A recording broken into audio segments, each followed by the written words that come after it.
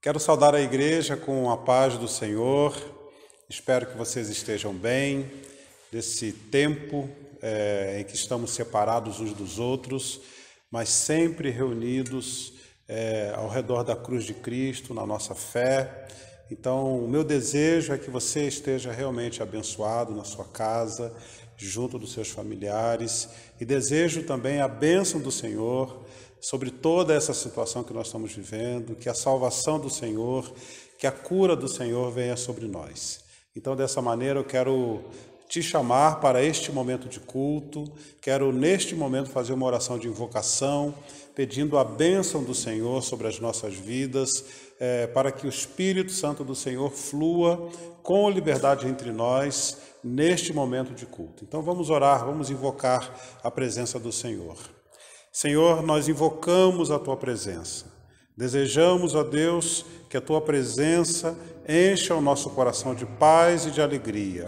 Que tenhamos, ó Deus, a sensibilidade para perceber, ó Deus, a Tua presença entre nós. Eu entrego o Teu povo nas Tuas mãos, pedindo sobre estas famílias, ó Deus, reunidas ao redor desta palavra, que todos sejam abençoados pelo Senhor, supridos, ó Deus, pela Tua graça. Nós oramos, ó Deus, invocando a Tua presença neste momento de culto, orando, ó Pai, em o nome do nosso Senhor e Salvador Jesus Cristo. Amém. Eu quero convidar a todos para ler comigo o texto de Apocalipse, capítulo 5, a partir do versículo 6, essa visão do trono do Senhor, essa visão de João, quando João ele é chamado pelo Senhor, do capítulo 4 para o capítulo 5, ele é chamado pelo Senhor a contemplar o trono da graça do Senhor. Neste momento, nós somos chamados também a contemplar o poder e a glória do Senhor em adoração, a exemplo do que diz o texto de Apocalipse, capítulo 5, a partir do versículo 6, o testemunho de João diz o seguinte: Então vi no meio do trono e dos 4 seres viventes, e entre os anciãos, de pé, um cordeiro, como tendo sido morto. Ele tinha 7 chifres, bem como 7 olhos, que são os 7 Espíritos de Deus enviados por toda a terra. Veio, pois, tomou o livro da mão direita daquele que está sentado no trono, e quando tomou o livro, os 4 seres viventes e os 24 anciãos prostraram-se diante do Cordeiro, tendo cada um deles uma harpa e taças de ouro cheias de incenso, que são as orações dos santos, e entoavam um novo cântico, dizendo: Digno és de tomar o livro e de abrir-lhe os selos, porque foste morto, e com o teu sangue compraste para Deus os que procedem de toda tribo, língua, povo e nação, e para o nosso Deus os constituíste, reino e sacerdotes, e reinarão sobre a terra. Vi e ouvi uma voz de muitos anjos ao redor do trono, dos seres viventes e dos anciãos, cujo número era de milhões e milhares de milhares, proclamando em grande voz: Digno é o Cordeiro que foi morto de receber o poder e riqueza e sabedoria e força e honra e glória e louvor. Então ouvi que toda criatura que há no céu e sobre a terra e debaixo da terra e sobre o mar e tudo o que neles há estava dizendo: Aquele que está sentado no trono e ao Cordeiro, seja o louvor e a honra e a glória e o domínio pelos séculos dos séculos. E os 4 seres viventes respondiam: Amém. Também os anciãos prostraram-se e adoraram. Então, o nosso convite, o convite da palavra do Senhor, é nós nos reunirmos a esses seres angelicais em adoração ao Senhor, em adoração àquele que está sentado no trono, em adoração ao Cordeiro que esteve morto, mas está vivo e está em glória diante do Pai, pelos séculos dos séculos. Então vamos adorar ao Senhor, relembrando através dessa canção essa imagem do Apocalipse, essa imagem da adoração do Cordeiro. Vamos adorar o nome dele.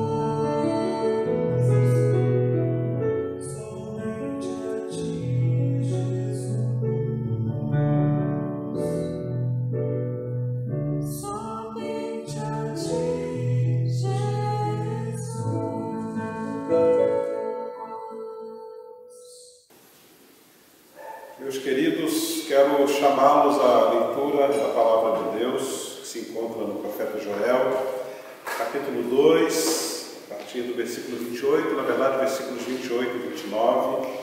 O texto bíblico diz assim: E acontecerá, depois que derramarei o meu Espírito sobre toda a carne. Vossos filhos e vossas filhas profetizarão, vossos velhos sonharão, e vossos jovens terão visões. Até sobre os servos e sobre as servas derramarei o meu Espírito naqueles dias.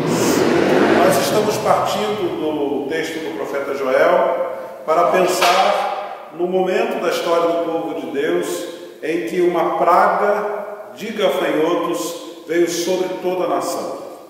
E essa praga dos dias de Joel afetou todas as áreas da vida humana, a vida espiritual, financeira, física, social. A praga de Joel, em que Joel retrata no seu livro, tirou toda e qualquer perspectiva de futuro que eles tinham. Então, todas as plantações, todo o meio de subsistência, todos os seus recursos, tudo foi dizimado por aquela nuvem de gafanhotos. A praga em Joel, ela foi sentida especialmente no âmbito familiar. Nós vemos, por exemplo, Joel falando de filhas e filhos. Nós vemos Joel falando de idosos que faziam parte daquela configuração familiar. Nós vemos o mesmo profeta falando de jovens, falando dos serviçais da casa. Então, assim como a praga afeta o contexto familiar, a restauração é descrita nesse mesmo contexto. O que nós vemos aqui é o desejo de que a bênção do Senhor e a bênção do Espírito Santo também viesse sobre a família.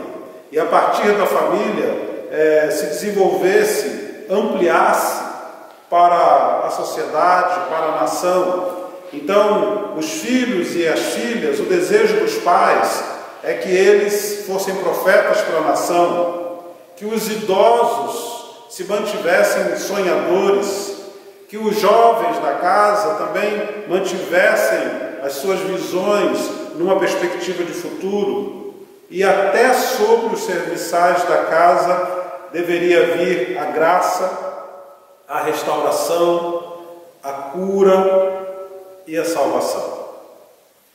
A praga que se abateu sobre Joel foi uma praga visível, era uma nuvem de gafanhotos. Nós também estamos vivendo o que nós poderíamos chamar também de uma praga. No nosso caso, é uma praga invisível, que tem varrido todo o planeta, de norte a sul, do oriente até o ocidente. A exemplo de Joel também, essa praga que se abateu sobre nós, ela produziu efeitos colaterais em toda a existência humana, na vida física, na vida espiritual, na vida emocional e também na vida familiar. O que nós vemos são famílias acuadas por conta dessa praga. O que nós vemos são famílias em quarentena por causa de toda essa situação que nós estamos vivendo. A família está sob pressão nesses dias. Várias questões familiares têm surgido nesses meses de quarentena. Eu quero falar hoje sobre o impacto da pandemia nas pessoas idosas, que mais do que qualquer outra pessoa na família, essas pessoas idosas, elas estão acuadas em suas casas. As pessoas idosas, elas são as vítimas preferenciais do Covid-19. Essas pessoas idosas estão vivendo com medo, como todas as pessoas estão sem perspectiva, como todas essas outras pessoas estão. Nós podemos pensar no impacto que a pandemia exerce sobre os idosos na experiência do ator Flávio Migliaccio, que aos 85 anos, não suportando envelhecer nesses dias, no início do mês, no dia 4 de maio, cometeu o suicídio, deixando uma carta com os seguintes dizeres: Me desculpem, não deu mais. A velhice neste país é um caos, como tudo aqui. A humanidade não deu certo. Eu tive a impressão que foram 85 anos jogados fora, num país como este, e com esse tipo de gente que acabei encontrando. Cuidem das crianças de hoje, dessa maneira que ele mostra toda a sua desesperança ao longo dos seus 85 anos de vida. Um exemplo bíblico que nós podemos ver a partir dessa desesperança do ator Flávio Migliaccio é aquele que aponta Moisés no Salmo de número 90.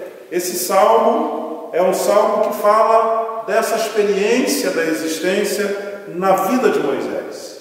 E aqui Moisés, no Salmo 90, ele diz o seguinte: Senhor, Tu tens sido nosso refúgio de geração em geração. Antes que os montes nascessem e se formassem a terra e o mundo, de eternidade a eternidade, Tu és Deus. Tu reduzes o homem ao pó e dizes: tornai filhos dos homens. Pois 1000 anos aos Teus olhos são como o dia de ontem que se foi, e como a vigília da noite. Tu os arrastas na torrente, são como um sono, como a erva que floresce de madrugada. De madrugada viceja e floresce, à tarde murcha e seca. Pois somos consumidos pela Tua ira e pelo Teu furor conturbados. Diante de Ti puseste as nossas iniquidades e sob a luz do Teu rosto os nossos pecados ocultos. Pois todos os nossos dias se passam na Tua ira.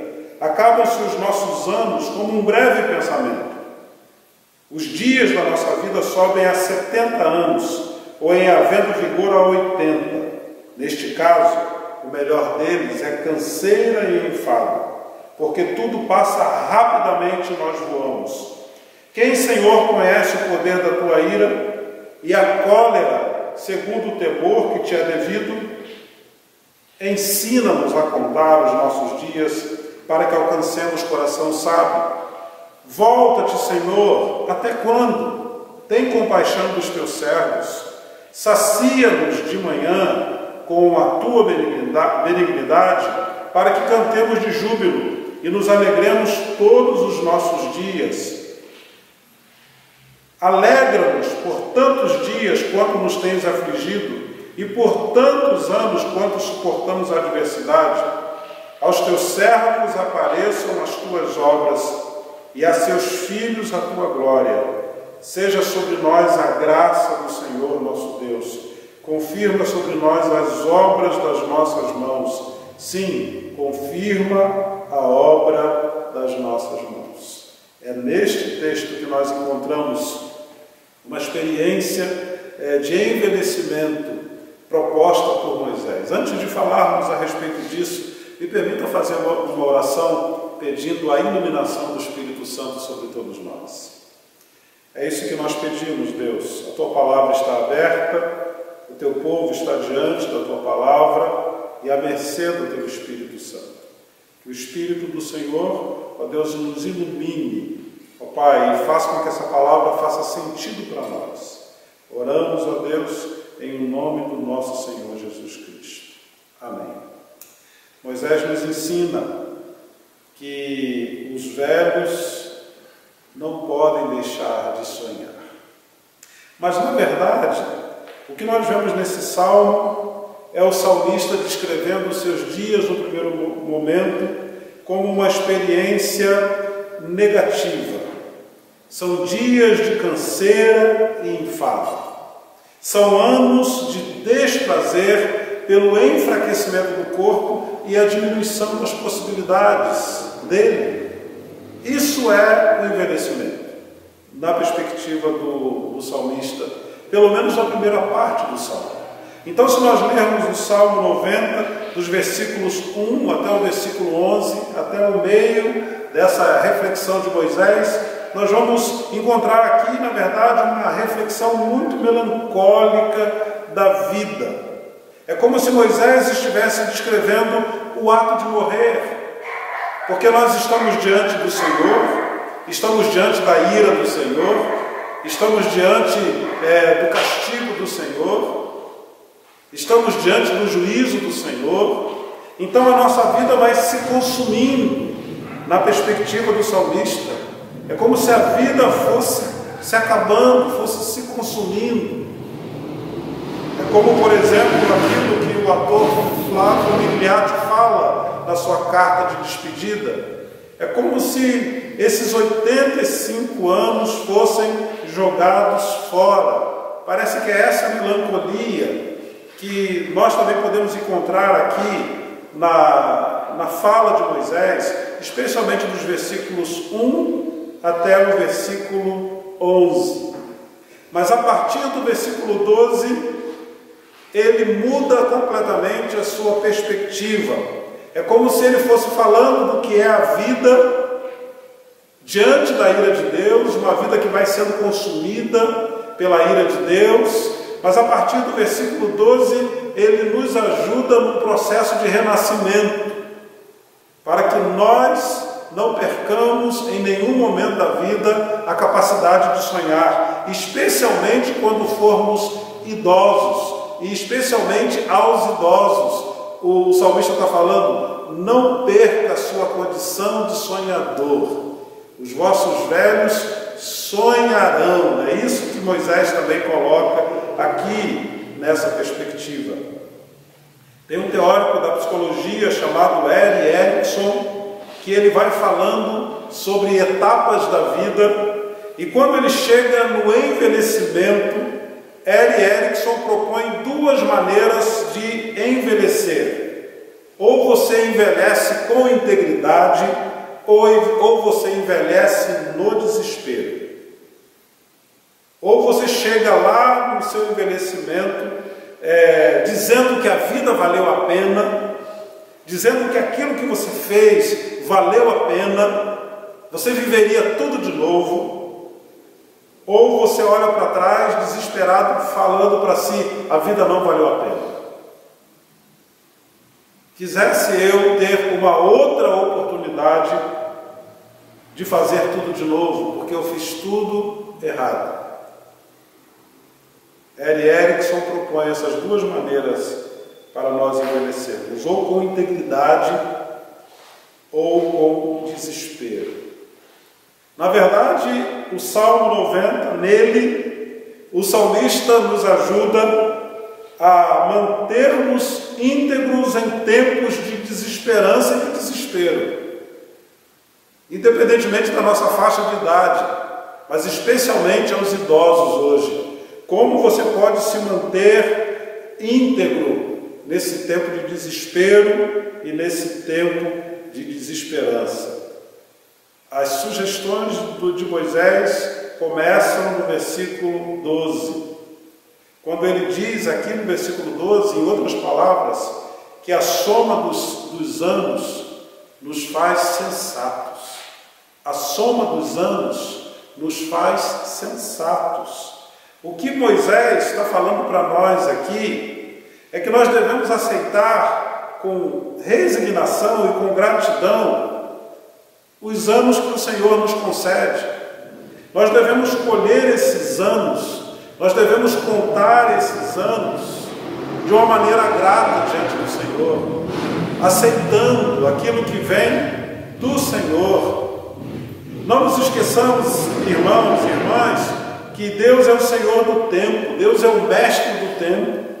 Então, se Ele está nos dando esses anos de vida, se Ele está te dando 50, 60, 70, 80, 90 anos, alguns privilegiados até 100 anos, se Ele está te dando esse tempo, é porque cada um desses anos vale a pena. E o seu grande objetivo é fazer que todos os seus anos realmente valham a pena serem vividos. O pastor Eugene Peterson traduz da seguinte maneira o versículo 12: Ó, ensina-nos a aproveitar a vida, ensina-nos a viver bem e sabiamente. É isso que essa oração, ela se propõe. Senhor, me ensina a aproveitar a vida, a viver bem, a viver sabiamente. À medida que nós vamos colhendo os anos, nós vamos amadurecendo. Na medida que vamos aprendendo a viver a vida sabiamente, o nosso coração também amadurece. O nosso coração ganha a sensatez daqueles que já viveram muitos anos.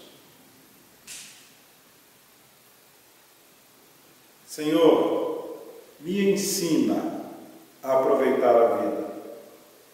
Senhor, me ensina a viver bem, a viver sabiamente.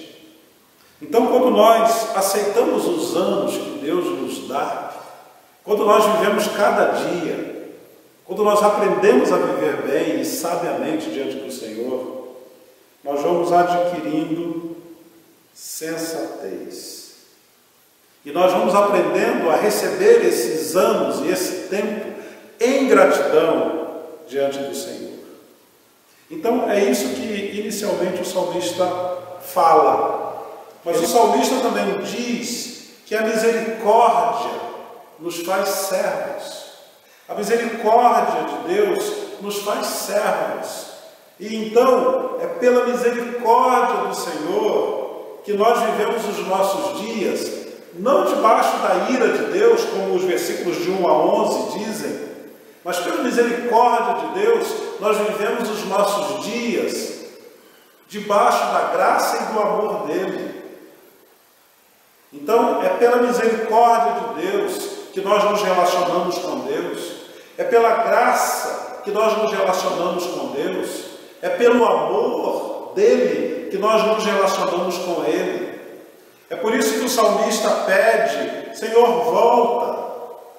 Até quando? Por quanto tempo nós temos que esperar? Volte para se relacionar comigo, não a partir do juízo, não a partir do castigo, não a partir da ira, não a partir do pecado, mas a partir da misericórdia. E a misericórdia nos faz servos, e mais do que isso, a misericórdia nos faz filhos. A misericórdia nos conecta com Deus. A misericórdia de Deus nos faz nos relacionarmos com Ele de tal maneira que a ira dele não nos consuma mais. Então a misericórdia nos faz servos, porque na misericórdia do Senhor há o perdão, na misericórdia do Senhor a salvação, na misericórdia do Senhor a graça. Então o salmista, ele propõe um outro estilo de vida diante do Senhor pela misericórdia do Senhor. Ele diz então que a soma dos anos nos faz sensatos, mas ele diz também que a misericórdia nos faz servos. Ele continua o seu processo de renascimento quando ele diz que o suprimento do Senhor nos sacia. Deus vai nos provendo, e isso para Moisés é uma imagem assim muito rica, porque Moisés, juntamente com o povo de Israel, passou 40 anos peregrinando no deserto, e nessa peregrinação o Senhor supriu todas as necessidades dele e do seu povo. Então, o que nós precisamos fazer até aqui é aceitar com resignação o tempo que Deus nos dá. Aceitar com tranquilidade os anos que Deus nos dá. Não entrar em desespero pela soma dos anos, mas receber esses anos e, na medida que recebemos com tranquilidade, vivermos uma vida sensata diante do Senhor. Devemos viver os nossos dias em comunhão com Ele. E também devemos pedir dEle o suprimento todas as manhãs. Então, em todas as manhãs, o Senhor vai te suprir. No versículo 14 fala, sacia-nos de manhã. Uma tradução possível aqui é, Senhor, a cada manhã, me sacia. Supra, Senhor, as minhas necessidades.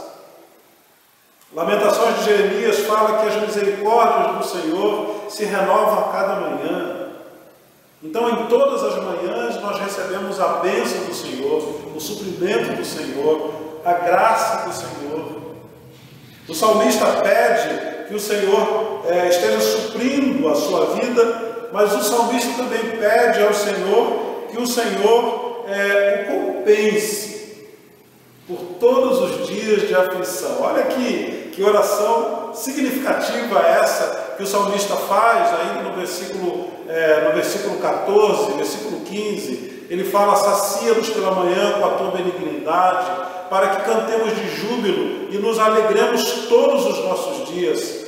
Alegra-nos por tantos dias quanto nos tens afligido, e por tantos anos quanto suportamos a adversidade. Senhor, eu quero uma compensação.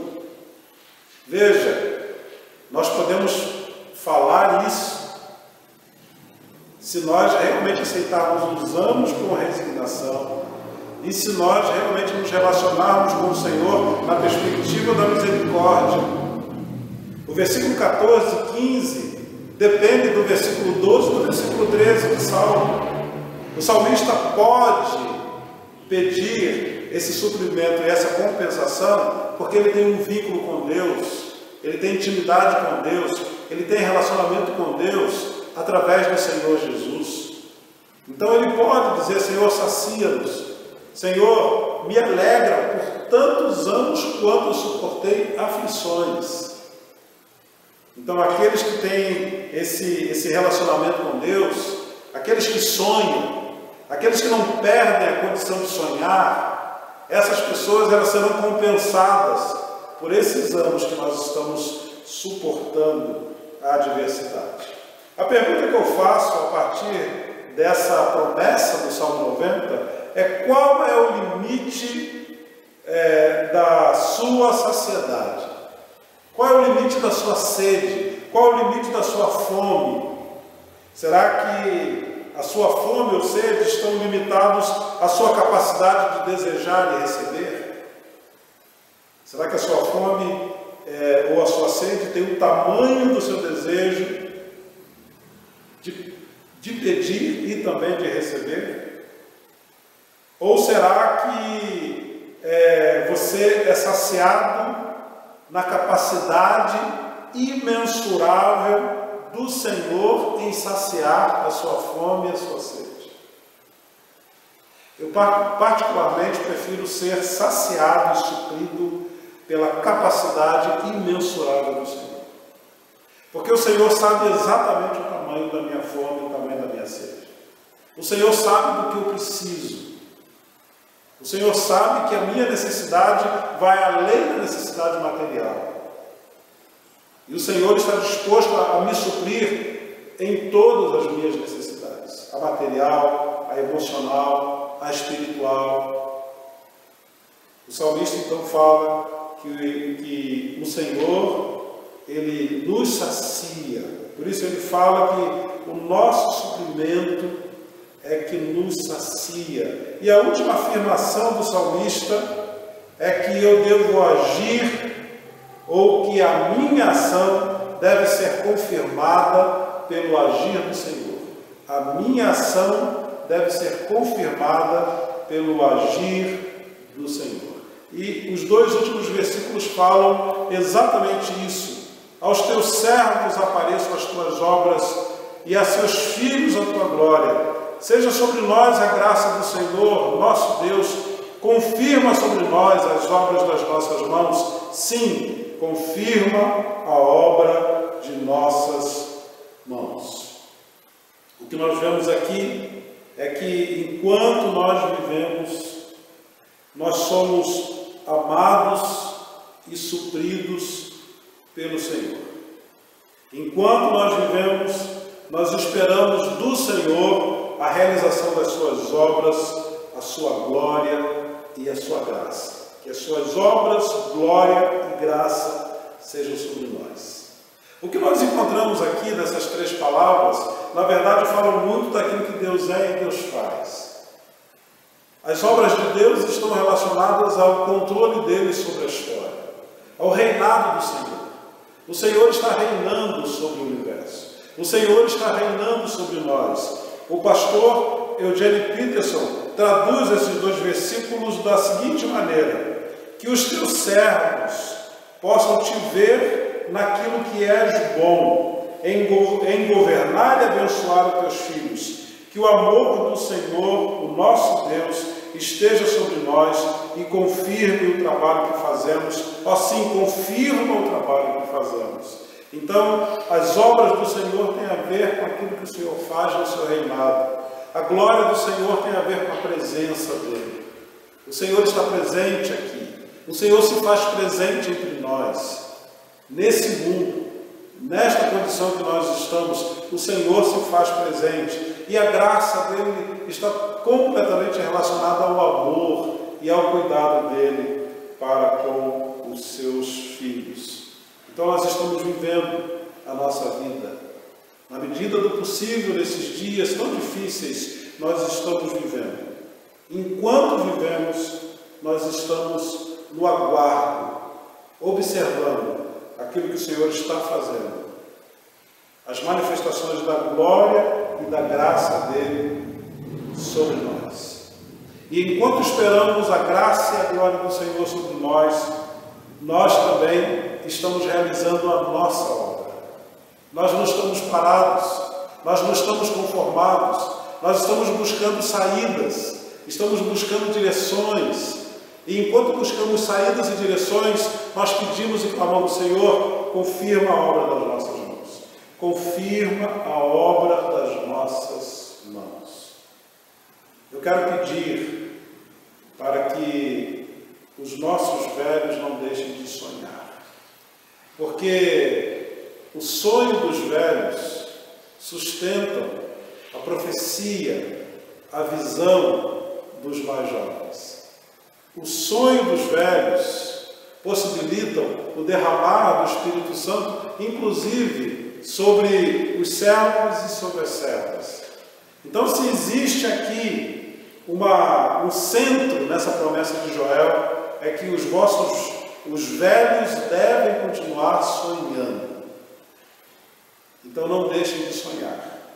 Moisés nos ensina a sonhar, quando ele nos estimula a colher em todos os dias e anos que o Senhor tem nos dado em gratidão. Moisés nos ensina isso. Moisés nos ensina que a misericórdia do Senhor nos faz filhos e nos faz servos. Moisés nos ensina que o suprimento do Senhor é o necessário para nós e nos sacia. E Moisés também nos ensina a agir dependendo da ação do Senhor e pedindo e orando pela confirmação do Senhor. A minha oração, a minha bênção hoje é sobre aqueles que, mesmo envelhecidos, não deixaram de sonhar.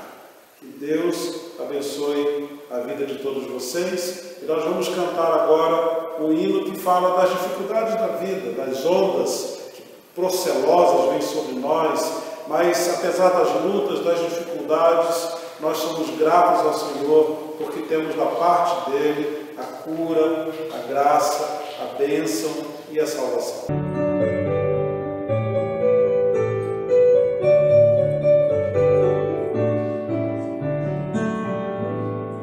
Se da vida as vagas procelosas são, se com desalento julgas todo vão, contas muitas bênçãos, dizes de uma vez, e verás surpreso quanto Deus já fez.